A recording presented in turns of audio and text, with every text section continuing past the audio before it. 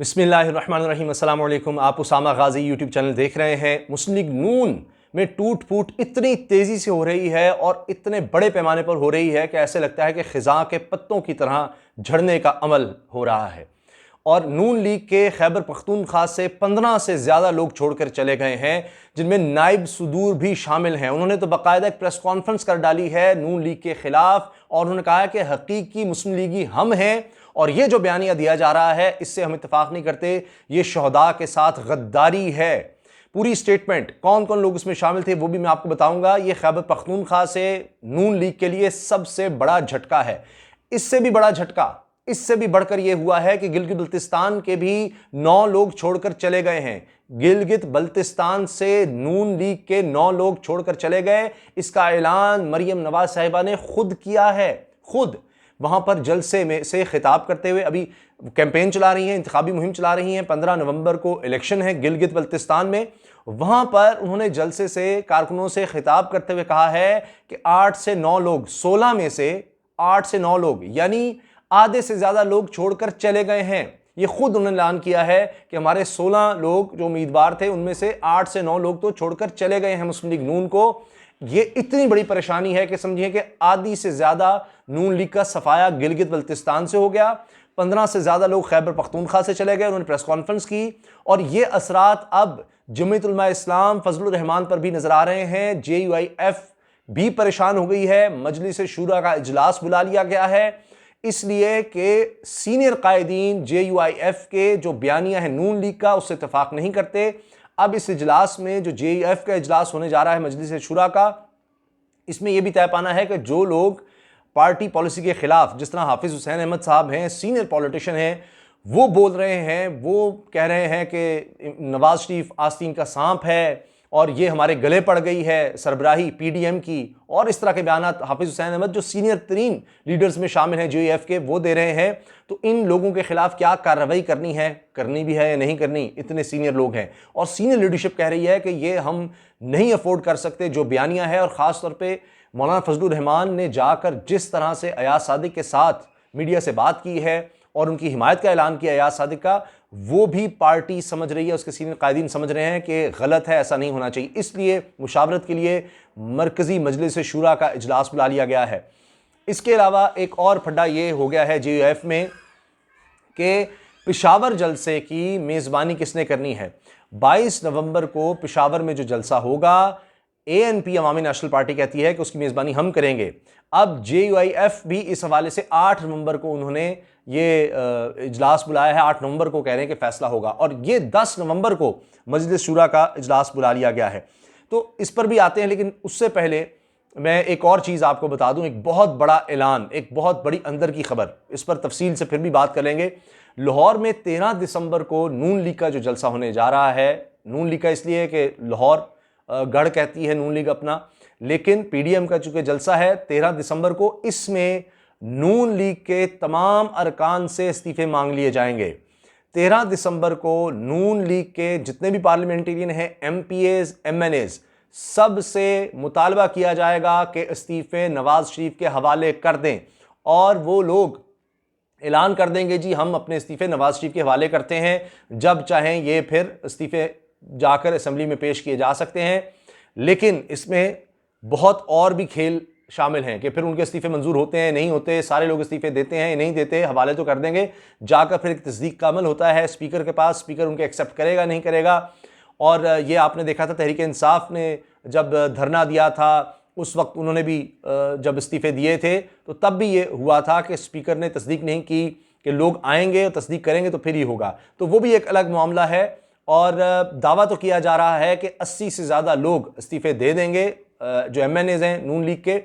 मगर दूसरी तरफ से फवाद चौधरी कहते हैं कि 15 से 20 लोग ही हैं जो इस्तीफे देंगे।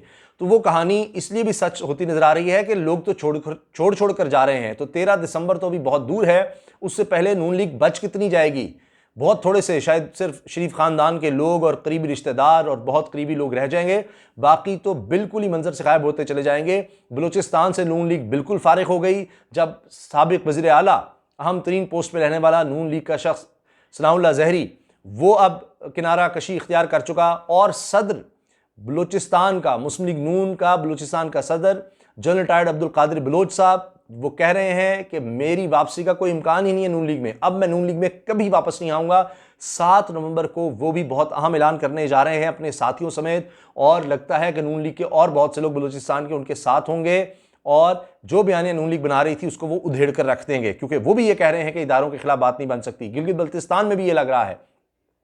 मरियम साहिबा वहां पर बहुत ज्यादा गुस्से में नजर आई, और उन्होंने जब ये कहा कि ये 8-9 लोग जो हमें छोड़कर चले गए हैं, इनका अब लोग घेराव करें, लोग उनके साथ होंगे तभी वो छोड़कर गए हैं, वो कह रही हैं इनका घेराव किया जाए, वो लोगों को इश्तियाल दिला रही हैं कि इनका घेराव करो, इनको छोड़ना नहीं है, ये पार्टी पॉलिसी के खिलाफ गए, इनको नहीं छोड़ना, इनका घेराव करो, ये लोग खड़े नहीं हो सके पार्टी पॉलिसी के साथ, ये आपके साथ कैसे खड़े होंगे, और इमरान खान सिलेक्टेड है और उसके पास तो कोई ताकत ही नहीं है, वो तो खुद एक मुलाजिम है, वो आपके काम क्या करेगा। अब उसको ख्याल आया है कि वो कह रहा है कि सूबा बना देंगे, ये अब आकर इसका ऐलान क्यों किया जा रहा है। और रिगिंग का इल्ज़ाम तो लगाया जाता है, लेकिन chief election commissioner Gilgit Baltistan Raja Shahbaz Khan ने यह कहा है कि हर तरफ से ये खिलाफ वर्जी हुई है, और कोड ऑफ कंडक्ट की, जिसमें बिलावल भुट्टो जरदारी भी शामिल हैं, और साथ ही उन्होंने कहा है कि फ़ौज का कोई किरदार नहीं होगा, यानी पोलिंग स्टेशन के अंदर भी फ़ौज को तैनात नहीं किया जा रहा। इलेक्शन कमीशन गिलगित बल्तिस्तान ने कह दिया है, क्योंकि अच्छा अमल है इसलिए कि बाद में फिर पहले खुद बुलाया जाता है पार्टियों की तरफ से कि जी फ़ौज पर हमें एतमाद है, फ़ौज होगी तो रिगिंग नहीं होगी, कोई इंतशार नहीं होगा, कोई ज़बरदस्ती ज़ोर ज़बरदस्ती नहीं होगी। जब फ़ौज को खुद बुलाते हैं फिर फ़ौजी वहाँ खड़े होते हैं, फिर बाद में इल्ज़ामात दिए जाते हैं, ये हो गया वो हो गया। तो अब फ़ौज का किरदार ही गिलगित बल्तिस्तान के इलेक्शन में नहीं है, तो उम्मीद है कि अब सारे ये एहतियात करेंगे कि फ़ौज पर कोई उंगली नहीं उठाएगा। और मरियम साहिबा ने शुक्र है कि ये नहीं कहा कि जी फ़ौज तोड़कर ले गई है, बहरहाल उन्होंने ये मान लिया है कि 16 में से 8 से 9 लोग हमें छोड़कर जा चुके हैं। अच्छा, अब मैं पेशावर के हवाले से आपको, खैबर पख्तूनख्वा के हवाले से आपको बड़ी खबर दे दूं पूरी तफसील कि नून लीग खैबर पख्तूनख्वा के जो अहम तरीन रहनुमा हैं वो नवाज़ बयानिए के मुखालिफ नज़र आ रहे हैं, और उन्होंने कहा है कि बयानिया इदारों शहादतों की तजलील है, और इसमें नायब सदूर भी शामिल हैं और 15 दीगर लोग हैं जिन्होंने प्रेस कॉन्फ्रेंस कर दी है, नून लीग के खिलाफ प्रेस कॉन्फ्रेंस कर दी है उन्होंने, नवाज शरीफ के खिलाफ, उनके बयानी के खिलाफ प्रेस कॉन्फ्रेंस कर दी है।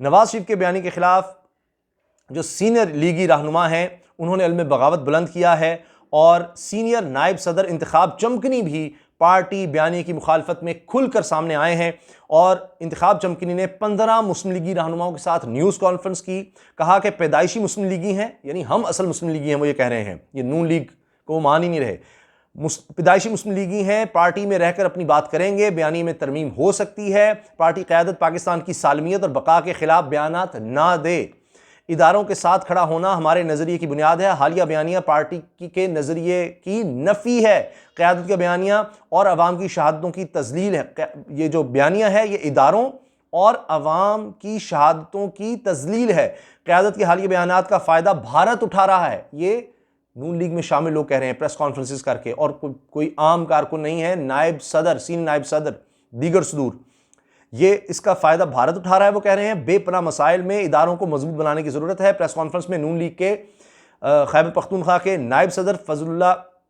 दाऊदज़ई, नायब सदर Noon league KP Mujib Khan, organiser Azmat Khan, ज़िलई सदर Noon league Zakaullah, women wing की नायब सदर Yasmeen Begum, Noon league women wing की सेक्रेटरी इत्तलात राबिया सईद भी मौजूद थीं। अब आप इसी से अंदाज़ा लगा लें कितने अहम लोग हैं जो प्रेस कॉन्फ्रेंस कर चुके हैं। अब आप गिलगित बल्तिस्तान का हाल देख लिया, खैबर पख्तूनख्वा का आपने देख लिया, बलूचिस्तान का देख लिया, सिंध में नून लीग आपको पता है वैसी कोई प्रेजेंस नहीं है, तो बाकी पंजाब रह गया है, उसमें भी लोग छोड़ छोड़ कर जा रहे हैं।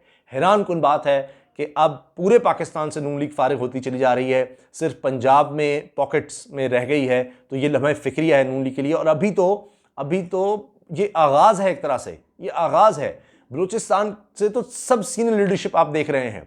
खैबर पख्तूनख्वा का मैंने आपको बता दिया, गिलगित बल्तिस्तान का मरियम खुद एडमिट कर रही हैं कि 8 से 9 लोग 16 में से हमें छोड़कर चले गए हैं, 16 तो कुल थे, उनमें से 8-9 लोग चले गए हैं, और अब वो ये कह रही हैं जी आप लोग घेराव करें, ये करें, वो करें, तो कुछ नहीं बचा, कुछ नहीं बचा। और जो सबसे अहम इत्तेहादी थे जिनको आपने सरबराही दी JUIF को, उनका देखें क्या हाल कर दिया है। अब JUI फे की मजलिस शूरा का इजलास मंगल को तलब किया गया है, यानी 10 नवंबर को हुकूमत मुखालिफ तहरीक की हिकमत अमली तैयार की जाएगी। पेशावर जलसे के और दीगर जितने भी मामलात हैं वो उन पर बहस होगी, और इख्तिलाफ राय का इजहार करने वाले अरकान के खिलाफ कार्रवाई करने या ना करने का इसमें फैसला होना है। अच्छा, अब जमीयत उलमा इस्लाम ने 10 नवंबर को मरकजी मजलिस शूरा का इजलास बुलाया है। इसमें मुल्क में सियासी सूरत हाल, पेशावर जलसा, हाफिज हुसैन अहमद के हालिया बयानात पर बातचीत होगी, इख्तिलाफ राय का अवामी सतह पर इजहार करने वाले अरकान के खिलाफ कार्रवाई करने या ना करने का फैसला इसमें शामिल है। और जमीयत उलमा इस्लाम फे के मरकजी कायदीन में मुस्लिम लीग नून के बयानिए पर इत्तफाक राय नहीं है, जिसमें मौलाना फजलुर रहमान में तशवीश पाई जा रही है। खुसूसन मौलाना फजलुर रहमान की तरफ से या सादी की हिमायत में आने पर जमीयत उलमा इस्लाम फे के रहनुमाओं में भी इज़्तराब है, परेशानी है कि ये क्या हो रहा है। कायद और रहनुमाओं की राय में इख्तलाफ मंजर आम पर आने से मरकजी मजलिस शूरा का इजलास बुलाने का फैसला किया गया है। यानी कायद में और रहनुमाओं की राय में इख्तलाफ सामने आ चुका है। ये हाफिज हुसैन अहमद साहब का, दीगर का, ये मैं आपको बता रहा हूँ। अब ये हर तरफ खबर फैलती चली जा रही है, छुप नहीं रही।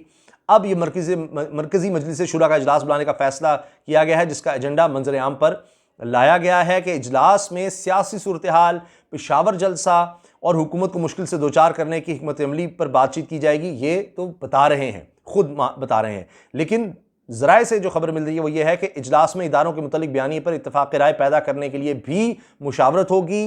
और 8 नवंबर को PDM की सरबराही इजलास में पेशावर जलसे की मेज़बानी की जिम्मेदारी जमीयत उलमा इस्लाम फे या अवामी नेशनल पार्टी को सौंपने का फैसला किया जाएगा।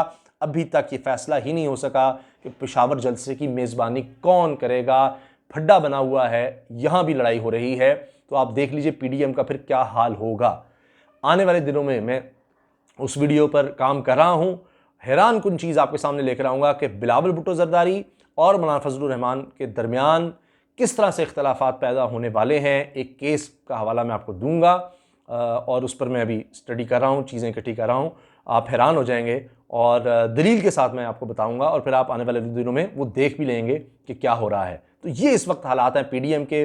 नून लीग का तो बहुत ही बुरा हाल हो गया है, बहुत ही बुरा हाल हो गया है, जो मैंने आपके सामने रख दिया है। और जमीयत उलमा इस्लाम फे का जो इजलास होना है मजलिस शूरा का, उसका भी आपने अंदर का अहवाल सुन लिया। इजाज़त दीजिए, अल्लाह हाफ़िज़। पाकिस्तान जिंदाबाद।